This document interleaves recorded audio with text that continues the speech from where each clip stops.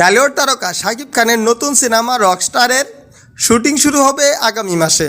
তার আগেই গুঞ্জন ছড়িয়েছে ছবিতে শাকিব খানের বিপরীতে থাকবে পাকিস্তানি কোনো নায়িকা। তবে পরিচালক আজমান রসু জানালেন এতে পাকিস্তানি নায়িকা থাকার কোনো সম্ভাবনা নেই। অন্যদিকে দেশের বড় বড় পণ্যের বিজ্ঞাপন নির্মাণ করছেন আজমান রসু।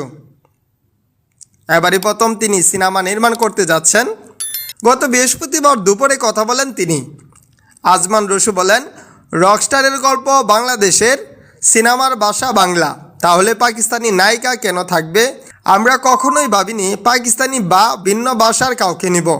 যেটা ছড়িয়েছে সেটা পুরোটাই ভিত্তিহীন।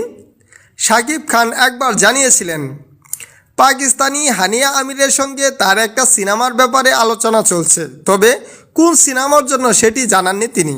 সেই প্রসঙ্গে রসু বলেন, শাকিব ভাই আগামীতে অনেক সিনেমা করবেন, হয়তো তার অন্য সিনেমার ক্ষেত্রে বলেছিলেন এই কথাটি, কিন্তু রকস্টারে পাকিস্তানি নায়িকার কোনো সম্ভাবনা নেই।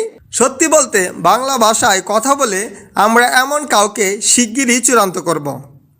রকস্টার মুক্তির পরিকল্পনা আগামী ঈদুল আজহায়। রসু জানান, বাংলাদেশ ও কলকাতার অনেকের সঙ্গে আলাপ করেছেন তিনি। দেশের অনেককে অডিশন নিয়েছেন তিনি। একটি ক্যারেক্টারে একজন চূড়ান্ত হয়েছে, তবে আরেকটি ক্যারেক্টারের জন্য কেউ চূড়ান্ত হয়নি। তিনি বলেন, আমি শাকিব ভাই অথবা প্রযোজক ছাড়া অন্য কেউ যদি কিছু বলে কিংবা অনলাইনে যদি দেখেন, তবে সেটি ভুল তথ্য ছাড়া কিছুই নয়। আজমান রসু আরও জানান, সিনেমায় শাকিব খান একেবারে বাংলাদেশের ঢাকার একটি ছেলের চরিত্র করেছেন। গল্পের ক্ষেত্রে সে দেশের বাইরেও যায়, তবে গল্পের যে মানুষেরা রয়েছে তারা প্রত্যেকেই বাংলাদেশি। তিনি বলেন, রকস্টার বাঙালি ছেলের গল্প, এটা বাংলাদেশের গল্প।